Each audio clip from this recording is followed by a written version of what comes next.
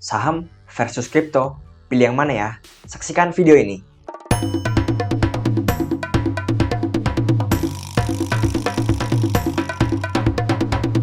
Halo semua, selamat datang di Pacek Kripto. Hari ini kita akan membahas sesuatu yang menarik karena kita tidak akan membahas kripto saja, kita juga akan bahas saham. Dan pertanyaan besar di sini adalah, manakah yang lebih baik antara saham atau kripto?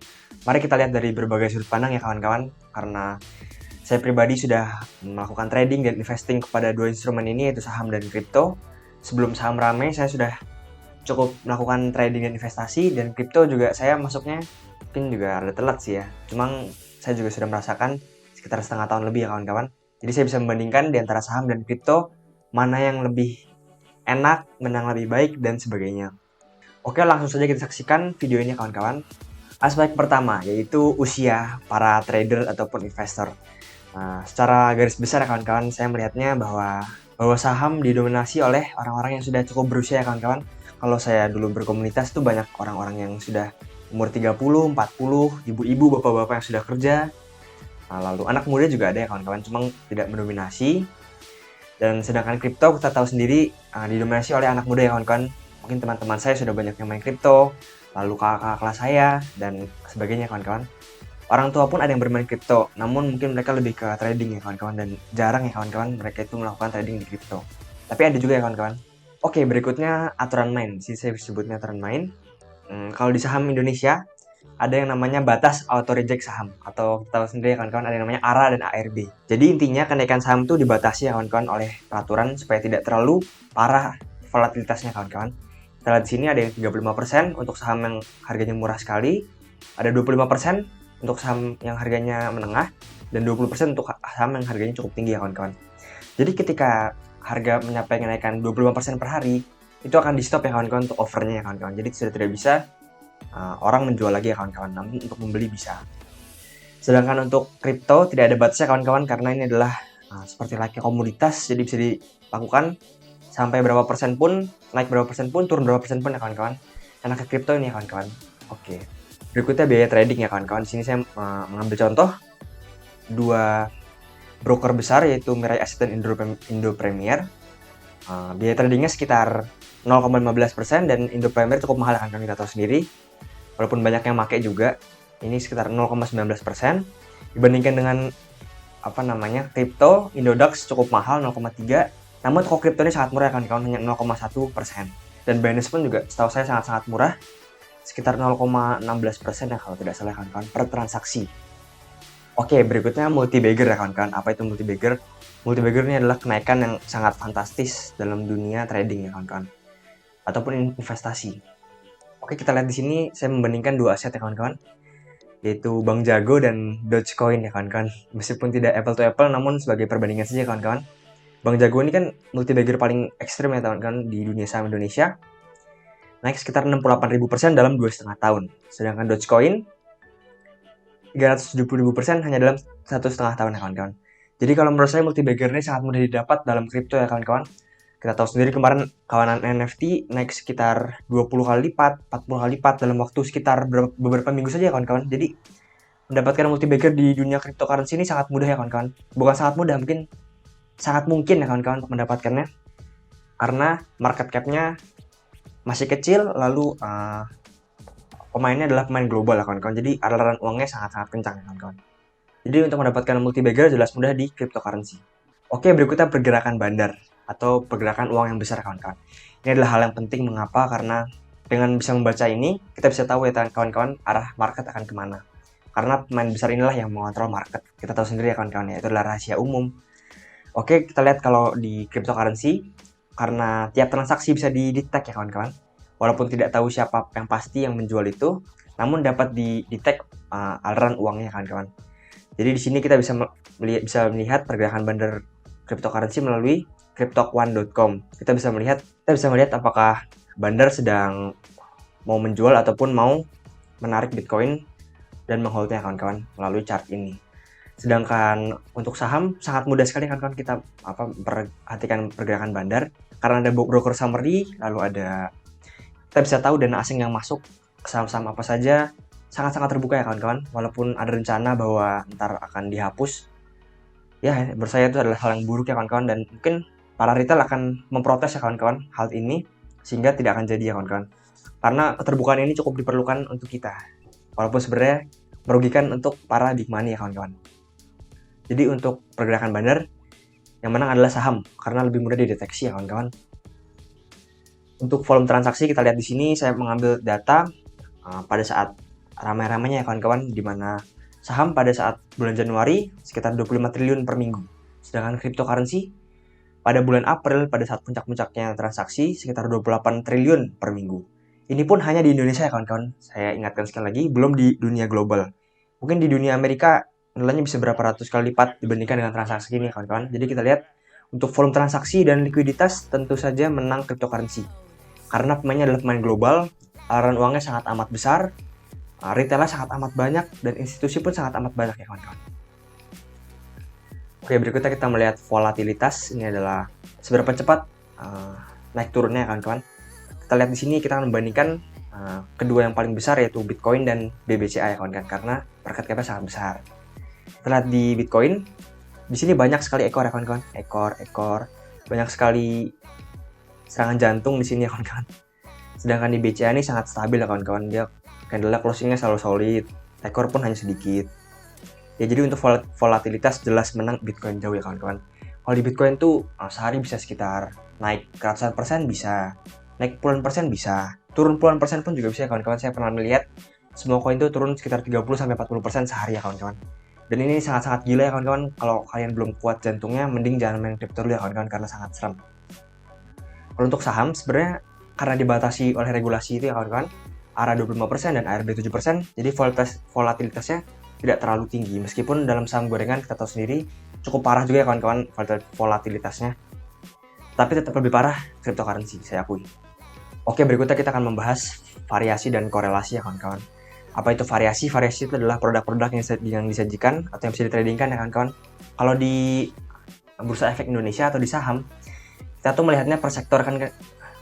Kita tuh melihatnya per sektor ya kawan-kawan. Misalnya ada bahan baku, di sini ada pertanian, lalu ada pertambangan, ada agro, ada batubara, ada minyak, medco, lalu manufaktur juga dibagi menjadi bahan bakar kimia, aneka industri, barang konsumsi, seperti banyak ya, Sido, lalu Mior, lalu ada properti, banyak banget ini Asri lah dan kawan-kawan, infrastruktur, Wika dan lain-lain, keuangan yaitu bank ya kawan-kawan yang sangat mendominasi di IHSG, lalu ada perdagangan dan jasa dan investasi ya kawan-kawan, seperti Saratoga. Ya, jadi sedangkan dalam cryptocurrency biasa variasinya itu dalam utilitas token tersebut ya kawan-kawan, yaitu fungsi dari token tersebut. Misalnya Bitcoin sebagai digital asset, lalu ada Ethereum sebagai pengembangan dan lain-lain ya kawan-kawan, ada XRP sebagai untuk transfer dan lain-lain ya kawan-kawan. Biasa di korelasinya itu dengan kegunaan koin tersebut ya kawan-kawan. Sedangkan dalam bursa berdasarkan bidang-bidangnya.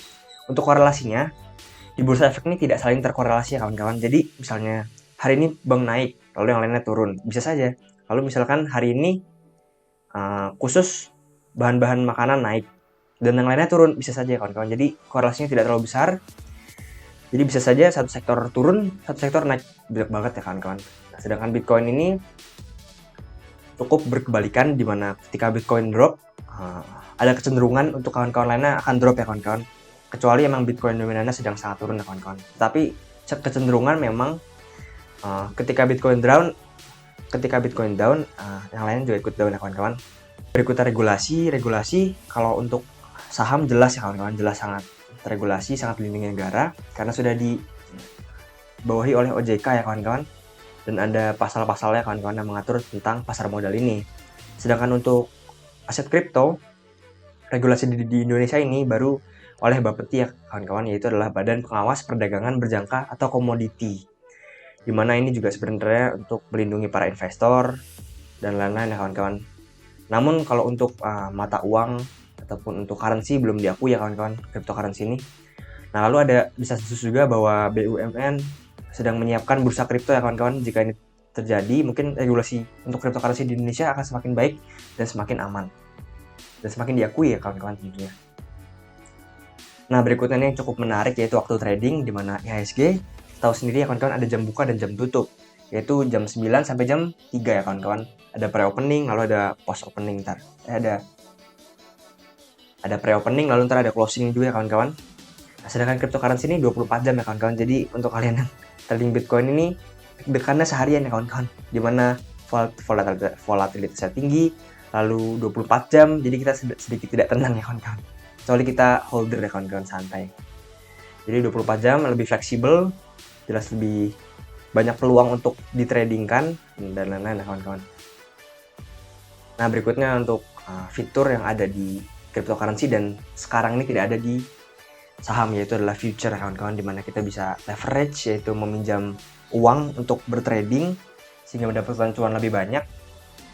Lalu ada short juga di sini future, saya lihat di sini ada leverage berapa yang digunakan, lalu ada cross atau isolated, lalu ada long dan short kawan-kawan. Jadi ketika pasar turun pun kita bisa mendapatkan cuan. Seperti contohnya ini saya dapat cuan kemarin di AXS 350%-an ya kawan-kawan. Saya pakai leverage 30 nih, hoki juga sih kawan-kawan. Oke. Faktor kenaikan. Ini adalah yang terakhir ya kawan-kawan. Apa faktor kenaikan saham dan apa faktor kenaikan dalam cryptocurrency? Yang pertama jelas kita bahas yang saham dulu ya kawan-kawan. Ada story yang bagus atau berita yang bagus ya kawan-kawan. Kita tahu sendiri bahwa biasa seperti bank digital kemarin sangat ngetrend. Lalu misalnya ada kesehatan juga kemarin sangat ngetrend ya kawan-kawan. Berikutnya laporan keuangan yang bagus. Sudah jelas ya kawan-kawan, tiap kuartal akan ada laporan keuangan, dan jikalau bagus atau sangat bagus sekali bisa akan ada terjadi kenaikan. Berikutnya teknikal, ini sudah pasti ya kawan-kawan. Berikutnya adalah gorengan bandar. Mengapa? Karena menurut saya banyak sekali bandar di Indonesia yang sangat cerdas memainkan psikologi retail ya kawan-kawan. Jadi pandai menggoreng, jadi kita sangat perlu melihat broker summary ya kawan-kawan. Oke, berikutnya adalah Kaisangmologi atau Jokowimologi ya kawan-kawan. Dimana ketika influencer memiliki kekuatan dan para retail pun juga mendengar itu juga langsung beli dan FOMO ya kawan-kawan. Jadi influencer juga, pom-pom dari influencer sangat berpengaruh dalam kenaikan harga saham Indonesia. Lalu sekarang apa yang membuat harga saham turun? Yang pertama teknikal tentu saja, yang kedua bad news, mungkin tentang pilot ataupun ada berita-berita buruk. Berikutnya ada ekonomi negara, jelas ya kawan-kawan. Setiap kali ada krisis ekonomi, saham juga akan turun ya kawan-kawan. Walaupun sebenarnya tidak ada korelasinya terlalu banyak, atau mungkin ada ya kawan-kawan. Sangat berpengaruh kawan-kawan. Lalu berikutnya adalah dibuang bandar. Oke, di sini bisa bandar asing maupun bandar lokal terus-menerus membuang barang ya kawan-kawan. Oke, berikutnya di dunia kripto. Yang pertama yang menyebabkan faktor kenaikan adalah utilitas yang nyata, yaitu di mana aplikasi cryptocurrency di dunia nyata biasa akan mengerek harga kripto naik ya kawan-kawan. Ini masuk dalam fundamental. Berikutnya teknikal sudah pasti. Berikutnya adalah ini yang menarik, bull market cycle, di mana Bitcoin ini seperti layaknya komoditas ya kawan-kawan. Ada cycle-nya, ada cyclical-nya kawan-kawan. Jadi naiknya setiap 4 tahun sekali, lalu turunnya berapa tahun sekali, seperti itu ya kawan-kawan. Berikutnya adalah event, di mana koin-koin biasa akan mengadakan event-event seperti AMA, lalu ada mainnet, lalu ada dan lain-lain ya kawan-kawan. Yang berikutnya juga ada inflasi, di mana ketika Fed mencetak dolar, biasa anak muda di Amerika itu akan memasukkan uangnya ke kripto ya kawan-kawan. Jadi setiap ada uang yang dicetak banyak, ada inflasi dan kripto pun biasa akan naik. Lalu berikutnya apa faktor yang menyebabkan penurunan dalam cryptocurrency? Yang pertama itu adalah rug pull atau scam ya kawan-kawan, karena cryptocurrency ini sangat terbuka.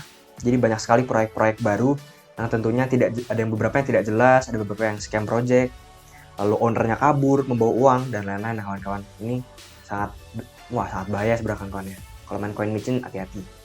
Berikutnya teknikal, berikutnya penguatan dolar ya kawan-kawan. Ketika dolar menguat, tentu saja Bitcoin dan aset-aset lain akan menurun ya kawan-kawan. Berikutnya adalah bear market, itu adalah kebalikan dari bull market itu sendiri ya kawan-kawan. Oke kawan-kawan, sekian saja dari saya. Jadi kalian bebas memilih antara saham dan kripto, dua-duanya sangat bagus. Mungkin kalian bisa diversifikasi ya kawan-kawan, agar benar-benar lengkap, benar-benar portofolio kalian dapat berjalan dengan lancar, trading kalian dapat berjalan dengan lancar ya kawan-kawan. Oke kawan-kawan, sekian saja dari saya. Terima kasih kawan-kawan telah menonton video saya. Check out.